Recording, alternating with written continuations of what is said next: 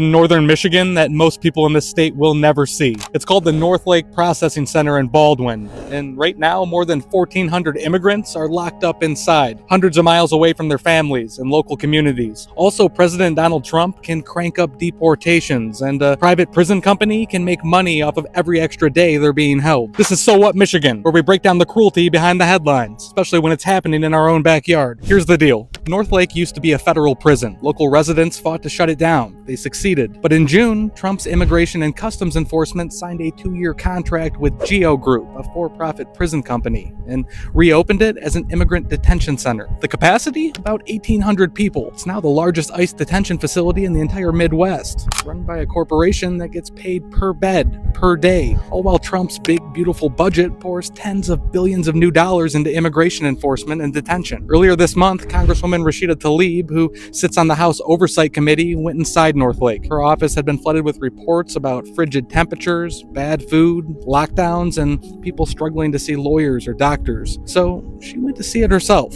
and here's how she described what she walked into. When I walked through those hallways, I just want you all to know there was a lot of fear.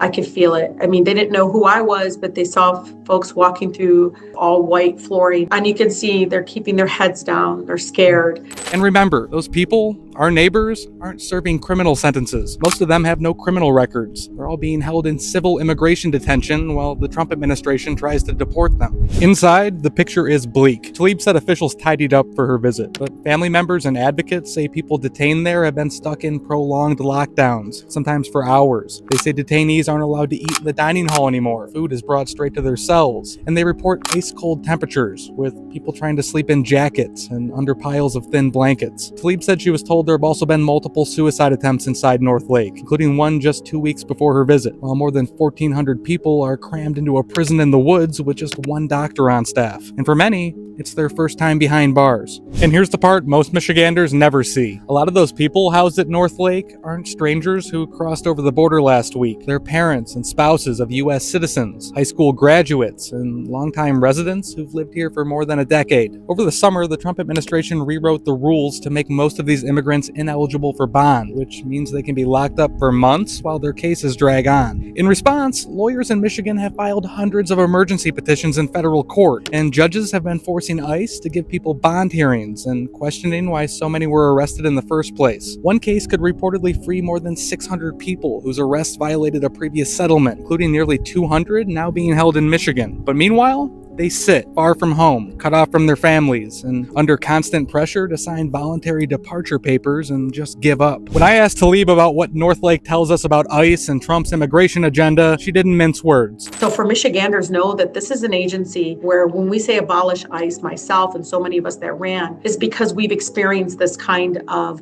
unlawful activity for years. But now more than ever, President Trump and the administration now has really let loose and said, go ahead and do it publicly. Do it in their faces, do it in the way that you've always been doing it, but do it even more. North Lake is what that looks like in real life. A remote warehouse where a for-profit prison company gets paid to hold our neighbors in dehumanizing conditions for as long as possible. The one thing the Trump administration and Geo Group didn't count on, Michiganders aren't just looking away. This summer, about 100 people gathered outside North Lake to protest reopening the prison, and groups like No Detention Centers in Michigan are still organizing rallies, documenting alleged abuses, and helping families stay together to fight their cases in court. And now, members of Congress like Tlaib are using their oversight power to go inside for themselves, demand answers, and push for releases, while judges in Michigan and across the country start to put the legal brakes on Trump's mass detention machine. So what? Well, a for-profit prison in northern Michigan is being used as part of Trump's deportation agenda, and it's stocked with our neighbors, funded with our tax dollars, and shielded from public view by barbed wire and a 3-hour drive up north. If you didn't know North Lake existed before today,